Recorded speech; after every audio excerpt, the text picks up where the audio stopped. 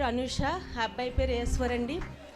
ఈ అమ్మాయి ఎవరంటే మా పొంగుటూరు నుంచి వస్తున్న అమ్మాయికి మ్యారేజ్ అయిన తర్వాత కొన్ని రోజులకి నొప్పి వస్తుందని చెప్పేసి హాస్పిటల్కి వెళ్తే 2 గర్భసంచులు ఉన్నాయి, కంతి ఉందని చెప్పేసి అన్నారంటండి.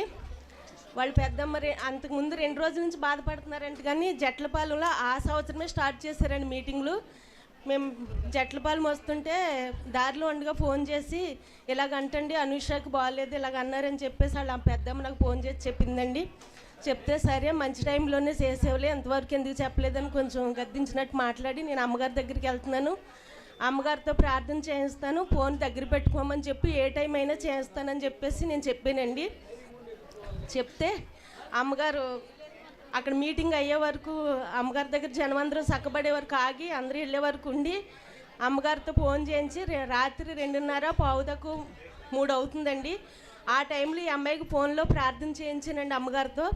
అమ్మగారు ప్రార్థన చేసిన తర్వాత ఈ అమ్మాయి ఆ ముక్క తీసి పైకి పంపించాలి, ఆ కంతి ఉంది కదా అని చెప్పేసి అన్నారండి. ఆ టైంలో అమ్మగారు ఫోన్లో ప్రార్థన చేసిన తర్వాత అలా పంపిస్తే ఏమీ పర్వాలేదు, మందులు వాడితే తగ్గిపోతుంది అని చెప్పేసి అన్నారు. కానీ పిల్లలు పుట్టడం అనేది అసాధ్యం అని చెప్పేసి అన్నారండి.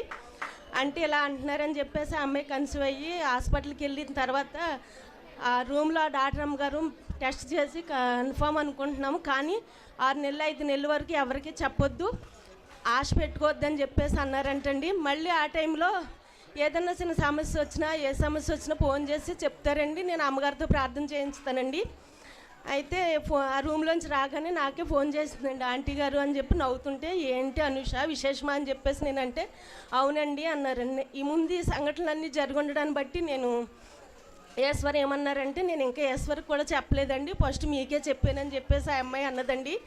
నేను తర్వాత మళ్ళీ మా ఇంటికి రమ్మని అమ్మగారికి ఫోన్ చేసి అమ్మగారితో ప్రార్థన చేయించానండి. ఇలాగ అంటున్నారండి, నమ్మకం పెట్టుకోవద్దని చెప్పేసి అంటున్నారని చెప్పేసి అమ్మగారితో చెప్తే ఏం అక్కర్లేదు, దేవుడు ఇచ్చాడు అదంతే, ఏం భయపడక్కర్లేదు అని చెప్పేసి అమ్మగారు ప్రార్థన చేశారు.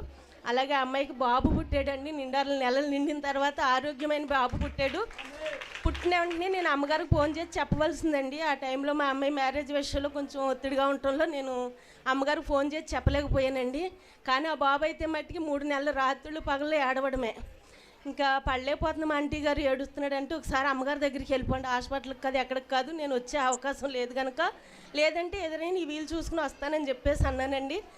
ఒకరోజు అమ్మగారి దగ్గరికి వాళ్ళు మధ్యాహ్నం నుంచి తీసుకుని వచ్చారండి. అమ్మగారి దగ్గరికి తీసుకొచ్చి అమ్మగారి చేతుల్లో పెట్టి ప్రార్థన చేయించింది మొదలుకొని ఆ బాబు ఆడవడం కానీ ఆహారం తినకపోవడం కానీ లేదండి.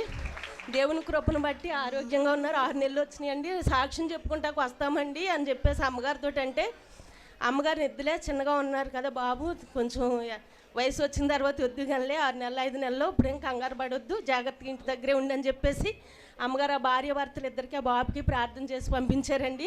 ఇది ఎంత ఆశ్చర్యమైన కార్యం అంటే వాళ్ళందరూ ఆశ్చర్యపోయేంతగా దేవుడు కృపను బట్టి అమ్మగారు చేసిన ప్రార్థన బట్టి గొప్ప మేలు వాళ్ళ పట్ల జరిగిందండి. వాళ్ళ సంతోషం అంత ఇంత కాదు, వాళ్ళ సంతోషం చూసి నాకు సంతోషం అండి.